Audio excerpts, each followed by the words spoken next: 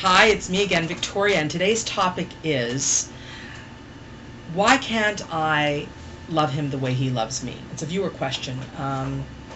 As usual, I'm looking for your questions, so please do email me, and I will definitely put a video up. And we do have a viewer question today from Tanya. Thank you for writing in, Tanya. I got your letter, and I gotta say, it was quite a profound letter that you wrote me, and I'm going to read snippets of the letter so all the viewers can sort of see where we're at.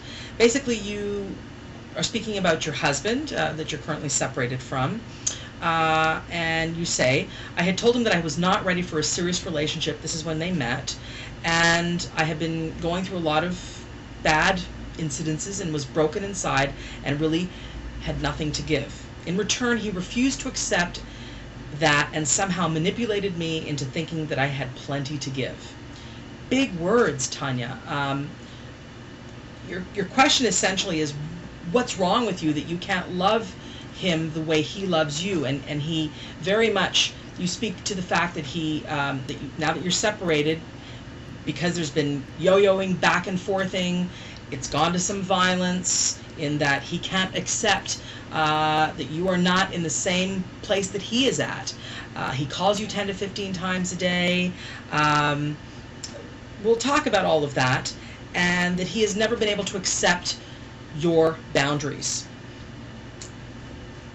A couple things I want to just highlight here. Number one, I just want to say you're not crazy.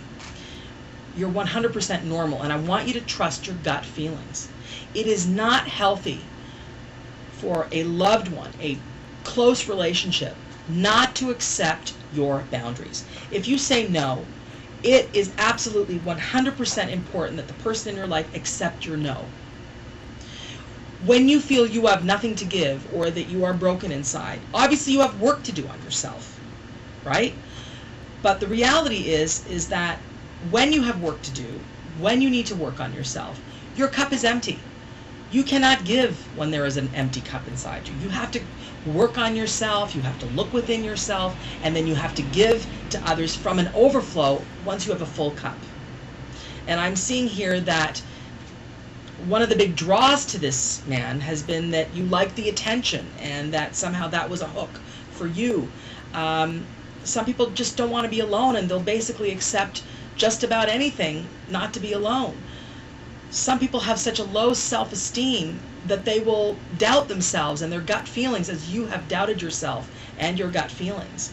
What I recommend to you very much, Tanya, is that you go and get some therapy to work on yourself, to strengthen your sense of self, to strengthen your sense of what you feel is right or wrong for yourself, so that you're not swayed and manipulated.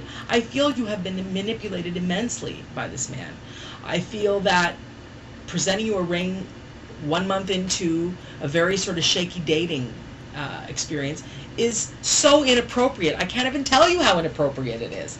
I mean, it's clear to me that he is, and I'm going to say this very gently to you, I think it's dangerous what's happening. I want you to tell somebody about what's happening. Tell a few people what's happening so you're not alone. These things don't end up in a good place, especially when violence begins. He's obviously quite an insecure gentleman, and he's obviously really, really unable to hear your no and hear your boundaries. And so he's got to go get some work done. I don't want you to be alone on this, Tanya. I want you, please, to call someone, to tell your family, to tell your friends. Do not isolate over this. And frankly, get some marriage counseling quickly. I don't think it's a good idea that you're seeing each other once a week and that he's calling you 10 or 15 times a day. I think that's a red flag to me, frankly. Okay, that is a red flag to me. You need to, at this point, regroup, look at what you need inside, go get some therapy in terms of your self-esteem and your self-worth. Love yourself, Tanya. You are worth listening to your gut feeling. Your gut feeling is telling you right now, this doesn't feel right. There is nothing wrong with you. In fact, it is very, very unhealthy for you to think that you should be loving someone who is obsessing over you, frankly stalking you quite a little bit, and it's unhealthy. So your instinct is correct. You do not need to love him the way he loves you, because the way he loves you is unhealthy. You need to honor yourself, hear yourself, empower yourself, and go and get some good therapy. A really good book to read, 2 books I'm going to give you. The Dance of Anger by Harriet Lerner, and Codependence No More by Melody Beattie. Really excellent resources for you. Just pick them up, read them. You will become very, very clear as to what I'm saying.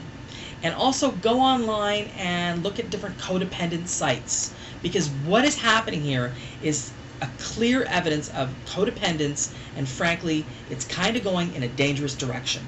And I'm kind of understating it, Tanya. Okay? So, as usual, I'm asking for your questions. Email me. Tanya, good luck. Email me again if you want to, and have a wonderful day. Email me at askvictoria@rogers.com, ROGERS.com. Have a fabulous day.